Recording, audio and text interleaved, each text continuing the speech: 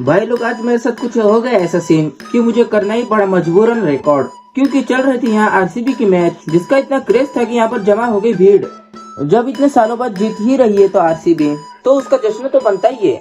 फिर क्या हम भी आ गए केक बास्केट में। ये है तरोड़े और रूपीनगर की मार्केट में। यहाँ पर आपको एक से एक केक मिल जाएंगे और आप कस्टमाइज भी करा सकते हो। फिर हमने भी एक ले लिया नॉर्मल सा केक। जब हम आरसीबी के फैन ही है तो लिखना तो बनता ही है आरसीबी।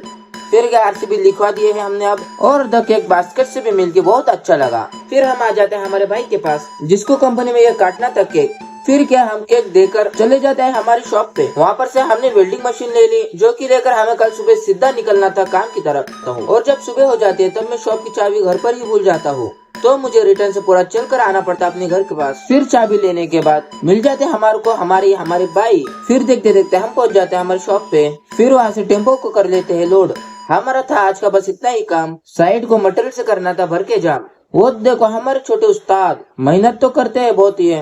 फिर जब हम मटेरियल अनलोड कर लेते हैं वहाँ से हमको सीधा घर जाना था। फिर उसके बाद आ जाते फिर से रिटर्न शॉप पे। हमको घर आए तक के बज जाते हैं रात के 12। हमने खाए भी नहीं थे कोई भी चारा।